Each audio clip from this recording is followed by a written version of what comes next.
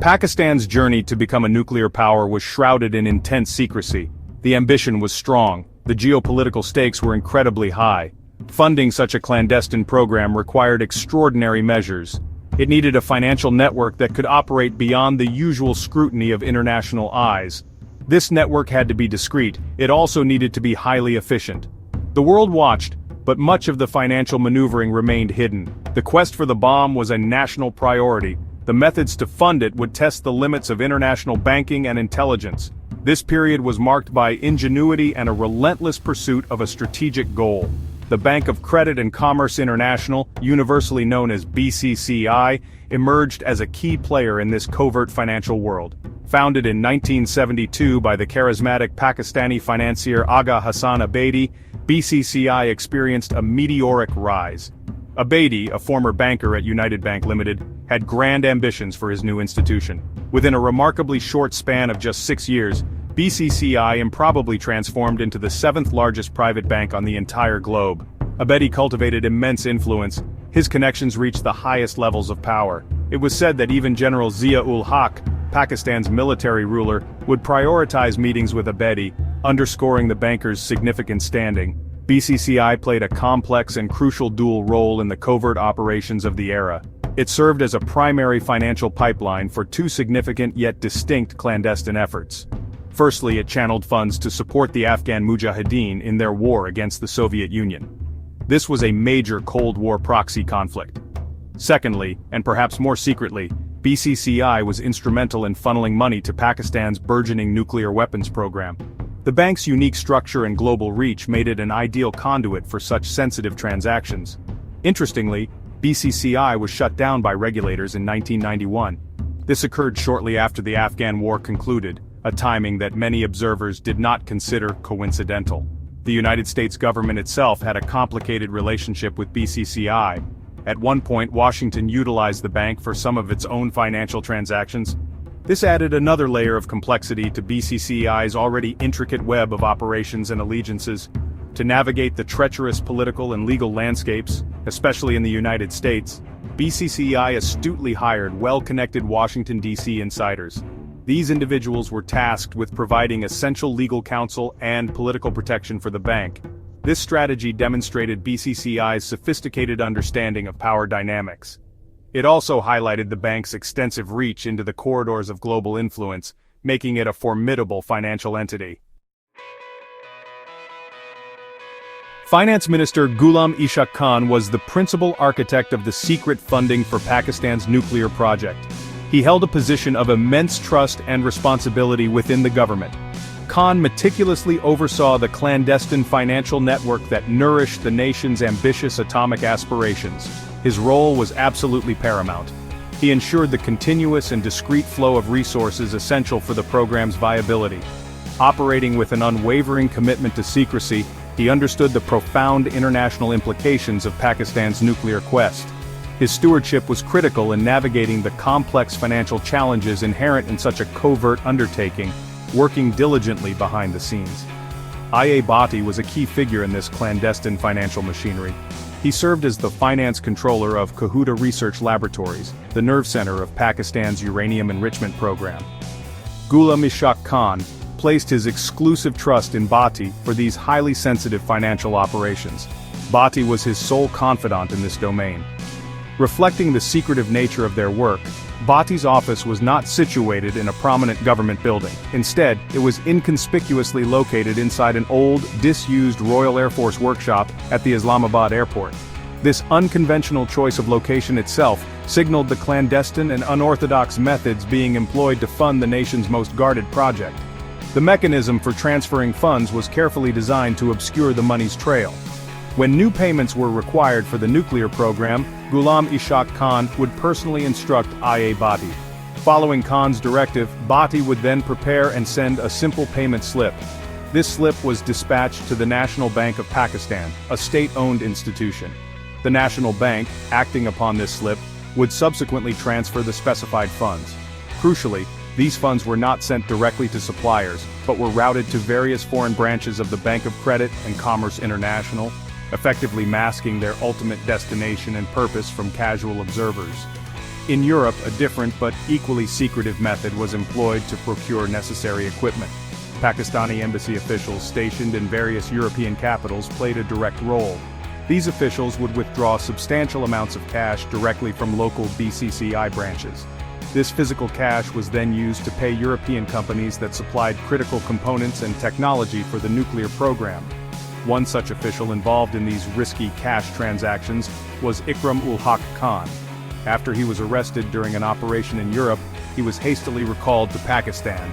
This quick action was taken to prevent his capture and potential interrogation, which could have exposed the entire network. To manage payments within the United States, a distinct and equally opaque channel was established. In 1981, a seemingly innocuous entity called the BCCI Foundation was created in America. However, this was no ordinary charitable organization. It was, in reality, a carefully constructed fake charity. Its primary, albeit hidden purpose was to facilitate and disguise payments related to Pakistan's nuclear program that needed to be made within the U.S. jurisdiction. This American front provided an alternative route for moving funds, specifically tailored to navigate the regulatory environment of the United States, and it operated with a veneer of legitimacy that belied its true function. The BCCI Foundation proved to be an exceptionally effective tool for covert financial transfers primarily because it was not subjected to the stringent audits typically applied to other financial entities. This lack of rigorous oversight allowed funds to be moved with considerable discretion, effectively keeping them off the radar of American intelligence agencies, most notably the Central Intelligence Agency. Adding to the layers of secrecy, Ghulam Ishaq Khan, Pakistan's finance minister and the overseer of the nuclear funds, also served as the chairman of this very foundation. As a further measure to bolster its legitimate facade, the BCCI Foundation publicly engaged in philanthropic activities, such as financing the construction of the Cromwell Hospital in London. The Central Intelligence Agency, under the leadership of its station chief in Pakistan, Milton Bearden, made concerted efforts to trace these clandestine payments. Bearden and his team were acutely aware that significant sums were being moved to support the nuclear program. They found that they could, with some effort, follow the money trail as it moved within the systems of the National Bank of Pakistan. However, their pursuit invariably hit a wall once the funds reached the intricate global network of BCCI. At that point, the money became virtually untraceable, disappearing into BCCI's labyrinthine accounts and international transfers, a source of immense frustration for the American intelligence community. BCCI's operational secrecy was legendary, and a cornerstone of its appeal for those needing to move money quietly. The bank skillfully utilized a vast network of approximately 100 dummy companies, strategically established in various locations around the world. These shell corporations served as intermediaries, further obscuring the origin and destination of funds. When the details of BCCI's accounting practices were eventually revealed, they sent shockwaves through the United States Senate during investigative hearings. Furthermore, most of BCCI's top staff were Pakistani nationals. Many of them remained resolutely silent during subsequent investigations, fiercely protecting the bank's secrets and the sensitive operations it had facilitated for Pakistan. The dramatic shutdown of BCCI in July 1991 by regulators across multiple countries triggered a massive international investigation. In the aftermath, the renowned accounting firm PricewaterhouseCoopers was tasked with conducting a thorough audit of the bank's complex and often deliberately obfuscated financial records. During this meticulous examination, the auditors made a significant discovery. They unearthed a hidden account containing approximately $50 million. It was widely believed, based on the available evidence and context, that these funds were specifically earmarked for Pakistan's nuclear program, representing a tangible piece of the program's concealed financial architecture that came to light only after the bank's collapse. For many years, a persistent myth circulated suggesting that Seth Abid, a famously wealthy Pakistani businessman known for his alleged involvement in gold smuggling, had personally financed Pakistan's nuclear program. However, this claim was categorically denied by Dr. Abdul Qadir Khan, the very scientist considered the father of Pakistan's atomic bomb. Dr. Khan stated unequivocally that he had never even met Seth Abid. He further asserted that Abid had not contributed even a single item or any financial assistance towards the nuclear project. While Seth Abid was indeed a notorious figure in the world of smuggling, there is no credible evidence to substantiate his purported role in funding the nation's quest for nuclear capability. While BCCI was central to nuclear funding, it also facilitated funds for the Afghan war. Brigadier Yousaf was Pakistan's primary liaison for the Afghan Mujahideen, coordinating directly with the CIA. He reportedly requested $1.5 million per month to support the anti-Soviet war effort, though these payments often faced delays. This highlighted the intricate financial juggling act Pakistan was performing. The CIA also held a belief that Pakistan was leveraging black market arms smuggling to generate additional funds. The US itself secretly dispatched 65,000 tons of weapons annually to the Mujahideen, offloaded at Karachi port and stored at Ojeri camp in Rawalpindi, which tragically became the site of a major explosion in 1988. The overarching influence of Agha Hasan Abedi and his creation BCCI cannot be overstated in this entire saga. Abedi's vision and his extensive network of connections were instrumental in establishing and operating a bank that could undertake such high-stakes, clandestine financial maneuvers.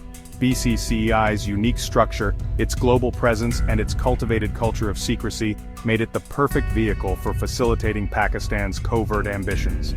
The entire scheme, from secret accounts to dummy corporations, had profound and lasting implications for global politics and international security. It starkly demonstrated how a determined state, leveraging the complexities of the globalized financial system, could pursue highly sensitive strategic objectives far from the public gaze, ultimately reshaping regional power balances.